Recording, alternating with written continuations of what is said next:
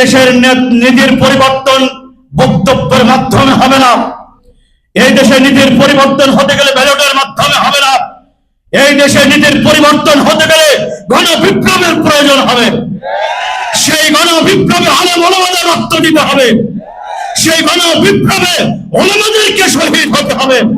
যতক্ষণ পর্যন্ত রাজপথে আলেম ওলামাদের রক্ত শহীদ না হবে, রাজপথ ততক্ষণ পর্যন্ত আল্লাহ ওয়ালাদের রক্ত রঞ্জিত না হবে, ততক্ষণ পর্যন্ত সেই মরুভূমিতে ইসলাম প্রতিষ্ঠিত হবে না। এই জন্য যুবক ভাইয়ের আমার বিশুদ্ধ তাজা রক্ত এই রাজপথে দিয়ে নিজের পরিবর্তন ঘটাতে হবে। কুষ্টিয়ার কোন অপকারীকে, কোন গুন্ডা মাস্তানকে ছাড় দেওয়া হবে না। আপনারা লক্ষ্য করে দেখেছেন, আমি ঘোষণা করেছিলাম যখন আমার কানে আওয়াজ আসে মাগরিবের আযানের সময়, আমার কর্মীরা ফোন দিল, ভাই এই অপরাধের কারণে তাকে আক্রমণ করা হয়েছে, হত্যার চেষ্টা করা হয়েছে। আমি কোনো সাউন্ড না দিয়ে ফোনটা কেটেই আমি আমার কাজে নেমে গেছি। আলহামদুলিল্লাহ, টার্গেট দিয়েছিলাম 24 ঘন্টা।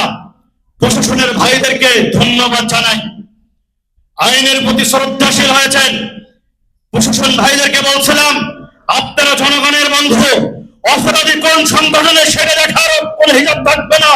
অপরাধী যাই হোক না কেন শাস্তির কাঠগড়ায় দাঁড় করাতে হবে।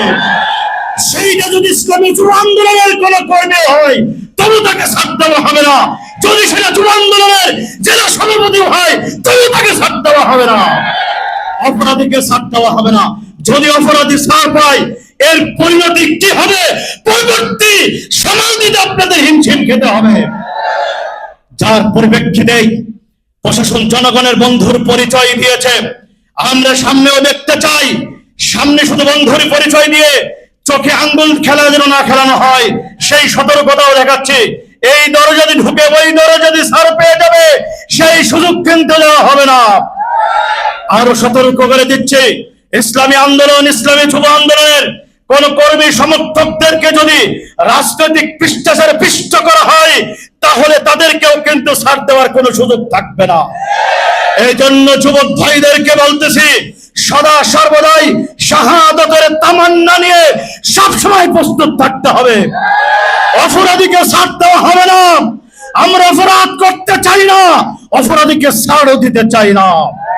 তাই আগামী দিন পীর সাহেব চরমনের হাতকে শক্তিশালী করতে, এই দেশে নীতির পরিবর্তন ঘটাতে, এই দেশে জাতির কাঙ্ক্ষিত ভাগ্যের পরিবর্তন ঘটাতে হলে ইসলামী বিপ্লবের কোনো বিকল্প নেই। পীর সাহেব চরমনের নেতাকে এই রাষ্ট্রীয় ক্ষমতায় অধিষ্ঠিত হওয়ার বিকল্প কোনো রাস্তা নেই।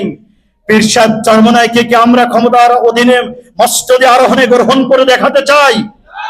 এটাকে কুষ্টিয়ার থেকে শুরু হবে তো ইনশাআল্লাহ। আমাদের কাছে যে প্রতীক আছে এটাকে শুধু ঘরেই থাকবে না, আমাদের হৃদয়ে থাকবে। প্রত্যেকটা ব্যালটে যেখানে হাত পাখা থাকবে সেই সিলটা কোন জায়গায় পড়বে? হাত পাখায় সিল পড়বে। এটা শুধু আমার কাছে রাখবো না, এখন থেকে দাওয়াতি কার্যক্রম পরিচালিত হবে।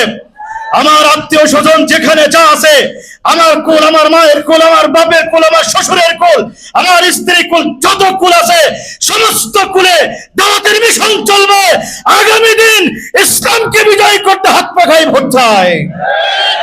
এই আহ্বান রেখেই আমি আমার সংক্ষিপ্ত আলোচনা শেষ করছি। আমার তাওফীক ইল্লা বিল্লাহ। আসসালামু আলাইকুম ওয়া রাহমাতুল্লাহ।